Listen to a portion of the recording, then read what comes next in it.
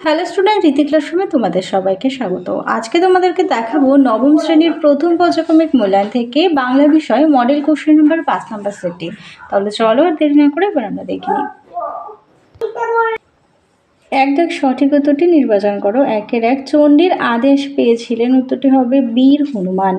1-2 ভাটার শোষণ হলো, অপশন গদা জলস্ফীতি। 1-3 মোহাম্মদ শাহ ইলিয়াসের হবে প্রতিবেশী। 1-4 যদি স্বর্গে যেতে চাস তাহলে অঙ্ক অভ্যাস কর। পরের প্রশ্ন 1-5 প্রফেসর শঙ্কুর আসল নাম ত্রিলোকেশ্বর শঙ্কু। 1-6 ব্যাকরণে প্রাণ শব্দের অর্থ জীবন। 1-7 সংবৃত স্বরধ্বনি হলো হর্ষই আর হস্যু। 1-8 পতঙ্গ শব্দটি বিচ্ছিন্ন করলে হবে পতযুক্ত অঙ্গ। দেখে নাও 2 দাগে কম বেশি 15টি শব্দের নিচের প্রশ্নগুলোর উত্তর দাও। 2-1 গর্ত ছেড়ে কে বেরিয়ে এলো, এটি হবে ভুজঙ্গ, অর্থাৎ ভুজঙ্গ মানে হচ্ছে সাপ। এখানে সাপের কথা বলা হয়েছে, সাপ বেরিয়ে এলো। পরের প্রশ্ন ডাকলেন সুকুমার। সুকুমারকে দাম গল্পের কথকের নামই সুকুমার। কে ডাকলেন, এখানে ডাকলেন, এটি হবে সুকুমারের স্কুলের অঙ্কের মাস্টারমশাই।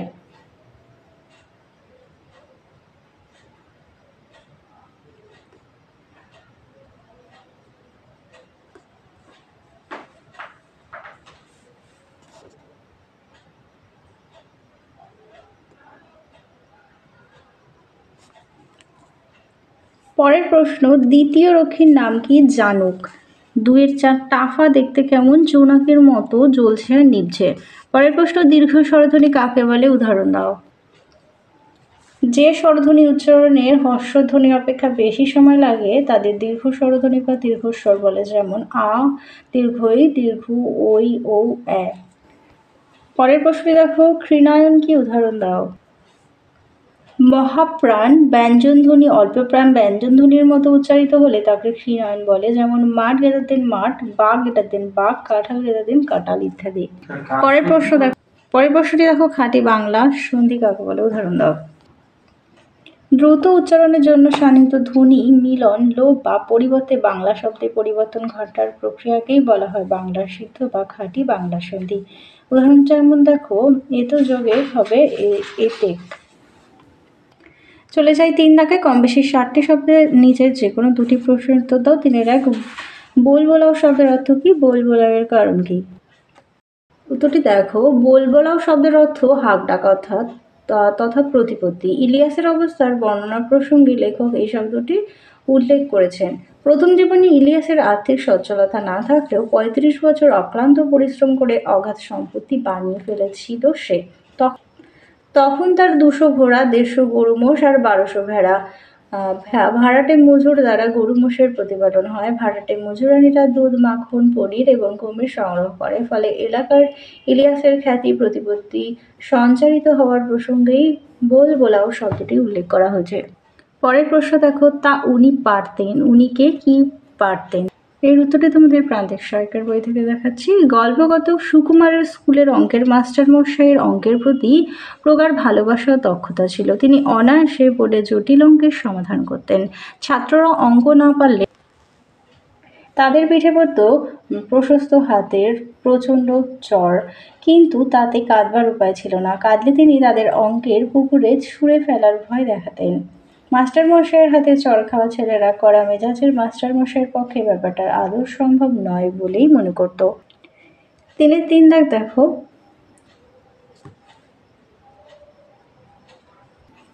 নদ নদীগণ কার আদেশে কি করেছিল।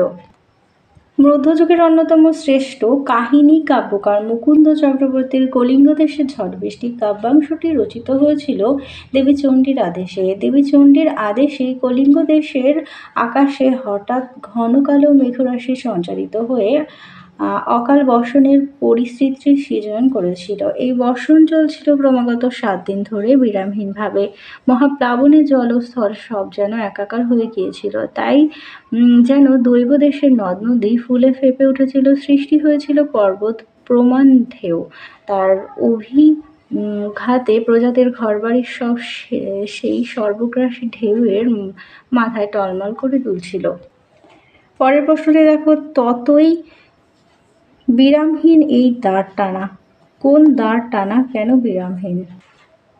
কবি বিরামহীন দ্বার টেনে নৌকাটিকে উদ্দিষ্ট গন্তব্যে নিয়ে যেতে চান। তটের কিনারে নোঙরের কাছেতে বাধা পড়েছে নৌকাটি। দূর দেশে যাওয়ার অর্ধমিচ্ছায় ব্যাকুল কবি মন বাস্তবতাকে মানতে চান না। প্রকৃতপক্ষে কবির এই নৌকা তার জীবনতরী, যা চেনা জগতের পরিচিত গণ্ডিতে আবদ্ধ অসংখ্য বন্ধনময় অবস্থাকে অতিক্রম করে কবির ভাবনা অজানা লোকে পৌঁছতে চায়। তাই বারবার ব্যর্থ হলেও তিনি অবিরাম দ্বার টেনে চলেন। চলে যাই 4 দাগে। কম বেশি 150টি শব্দে নিজের যে কোনো একটি প্রশ্নের উত্তর দাও। 4-এর 1-এ আছে নোঙর কবিতায় কবি জীবনের অপূর্ণতার বেদনা কিভাবে প্রকাশ পেয়েছে তা নিজের ভাষায় লেখো। কবি অজিত দত্তের রচিত নোঙর কবিতায় একদিকে আছে বন্ধনের ছবি, অন্যদিকে সেই বন্ধন মুক্ত হওয়ার আকাঙ্ক্ষা এবং স্বপ্ন পূরণের ব্যর্থতার বিষাদ। কাঙ্ক্ষিত লক্ষ্যে পৌঁছানোর উদ্দেশ্যে কবি আজীবন সঞ্চয় তথা বাণিজ্য তরীটি নিয়ে পাড়ি দিতে চেয়েছেন দূর সিন্ধু পাড়ে, কিন্তু পাড়ি দিতে দূর সিন্ধু পাড়ে নোঙর গিয়েছে পড়ে তটের কিনারে। সমুদ্রের ঢেউগুলো কবির কাছে গতির বার্তা নিয়ে আসে, তাই কবি তার জীবনতরীকে অভীষ্ট কল্পলোকে নিয়ে যাওয়ার উদ্দেশ্যে সারা রাত প্রাণপণে অবিরাম দাঁড় টেনে চলেন। মাসুলে পাল বাঁধেন, তারা দেখে দিক ঠিক করেন, কিন্তু তড়িখানি তার সচল হয় না। সাংসারিক সামাজিক মানুষ হিসাবে কবি নানারূপ কাজের মায়া মমতার বন্ধনে বাঁধা, অথচ তার রোমান্টিক কবিসত্তা সুদূরের প্রিয়াসী। সমস্ত বন্ধন ছিন্ন করে তিনি চলে যেতে চান কল্পিত গন্তব্যে। কিন্তু কবির প্রত্যাশা জাগরিত প্রতিবন্ধকতাকে এড়িয়ে যেতে পারে না, সে আশা পূর্ণ হবে না কখনো। তারই জন্য অবিরাম চেষ্টা চালিয়ে যান জীবনভর। অবশেষে বন্ধন মুক্তির ব্যর্থতায় বিষণ্ণ অসহায় হয়ে পড়েন। এই অসহায়তা বিষণ্ণতা রোমান্টিক কবির লক্ষণ। অজিত দত্ত আদ্যন্ত রোমান্টিক কবি। চিরচঞ্চল তার মন, বাস্তব কল্পনার সংঘর্ষে স্মৃতি এবং গতির দ্বন্দ্বে কবির সেই চিরচঞ্চল অতৃপ্ত বিষণ্ণ রোমান্টিক মানসিকতা আলোচ্য কবিতায় ধরা পড়ছে। পরের প্রশ্নে দেখো, এই অপরাধ আমি বলব কি করে বক্তাকে, সে কি অপরাধ করেছিল। পেজ নাম্বারটা হবে 67। দেখে নাও একটু।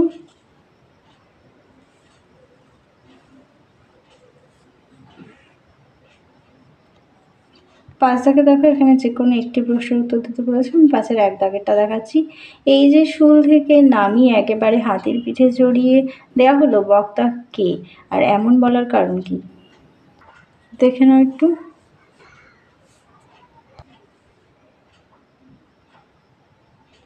এরপরে 6 দাগে চলে যাই। 6-এর 1-এ আছে আমরা 2 ঘন্টা হলো মঙ্গল গ্রহে নেমেছি, আমরা কারা আর মঙ্গল গ্রহের বর্ণনা দাও। মঙ্গল গ্রহে গাছপালা, মাটি, পাথর সবই যেন নরম রাবারের মতো। নরম পাথরের ঢিবির রং হলুদ, এছাড়া ওখানকার সমস্ত নদীর রং লাল। সেখানকার জল স্বচ্ছ পেয়ারার জেলির মতো, যার স্বাদ যেন অমৃত। একটু খেলেই মন ও শরীরের সমস্ত ক্লান্তি দূর হয়ে যায়। তবে জল বয়ে যাওয়ায় কুলকুল শব্দ হয় না, কেমন একটা স্থির শান্ত থমথমে ভাব চারিদিকে। আবহাওয়া গরমের দিকে হলেও মাঝে মাঝে একটা ক্ষণস্থায়ী হাড় কাঁপানো ঠান্ডা হাওয়া বয়ে যায়। নতুন জগতের বিচিত্র গন্ধ পেয়েছিলেন শঙ্কর, যার গাছপালা জলমাটির নয়, একান্ত মঙ্গল গ্রহেরই গন্ধ তার আবহাওয়ার সঙ্গে মিলে রয়েছে। আর এই মঙ্গলেই রয়েছে মানুষ, মাছ ও জন্তুর সংমিশ্রণে গঠিত একদল অদ্ভুত প্রাণী। হাত 3 লম্বা, মাছের মতো ডানা, মুখচোরা দন্তহীন হা, মাঝখানে প্রকাণ্ড সবুজ চোখ এবং তাদের সর্বাঙ্গ মাছের আশে ঢাকা। এদের আক্রমণের মুখে পড়ে প্রফেসর শঙ্কু এবং তার সঙ্গী সাথীরা অত্যন্ত সাহস ও বুদ্ধিমত্তার পরিচয় দিয়ে নিজেদের প্রাণ বাঁচিয়েছিলেন। পরের প্রশ্নই দেখো, প্রফেসর শঙ্কুর ডায়েরি পাওয়ার কাহিনী বর্ণনা দাও। দেখে নাও।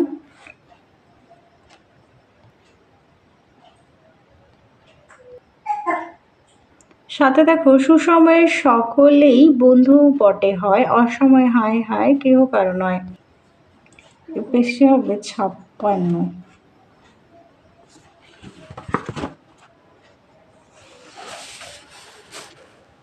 দেখো, সুসময় এবং অসময় মানব সমাজের নানা দিককে চিহ্নিত করে দেয়।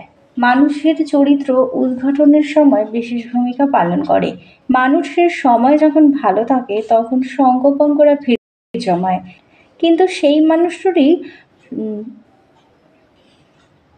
কিন্তু সেই মানুষেরই সময় যখন খারাপ হয় তখন কোনো বন্ধু-বান্ধব, আত্মীয়-স্বজনের দেখা পাওয়া যায় না। প্রকৃত বন্ধু হয় তারাই যারা উৎসবে, বিপদে, দুর্ভিক্ষে, রাষ্ট্র বিপ্লবে, বিচারাচলে এমনকি শ্মশানেও উপস্থিত থাকে। সচরাচর দেখা যায় সুদিন বা সুসময় এলেই বন্ধুরা উপস্থিত হয়, কিন্তু দুর্দিনে তাদের চিহ্ন মাত্র দেখা যায় না। অথচ বিপদের দিনের সঙ্গে থাকা সুজনই তো প্রকৃত বন্ধু। মানুষের দেওয়ার দিন যখন থাকে তখন তা গ্রহণ করার মতো বহু বন্ধুই উপস্থিত হয়, কিন্তু সেই ব্যক্তি যখন অভাবে পড়ে তখন তার কাউকেই পাওয়া যায় না। এই শ্রেণীর সুখের বন্ধুকে বসন্তের কোকিলের সঙ্গে তুলনা করা যায়। বসন্তকে সুখের ঋতু বলা হয়, সেই সময় কোকিলের আগমন ঘটে, কিন্তু শীত বর্ষা এই সব ঋতুর কষ্টকর সময় কোকিলের দেখা মেলে না। তাই মানুষের প্রকৃত বন্ধু বা মিত্রকে তো সহজেই নির্ণীত হয় মানুষের দুঃখের দিন সঙ্গীদের কখনো ভুলে যাওয়া উচিত নয়। তাহলে চলো, তোমাদের 5 নম্বর মডেল সেটটির সমাধান করে দিলাম। ভিডিওটা ভালো লাগলে অবশ্যই লাইক করো। আবার দেখা হচ্ছে পরবর্তী আরেকটি ভিডিওতে।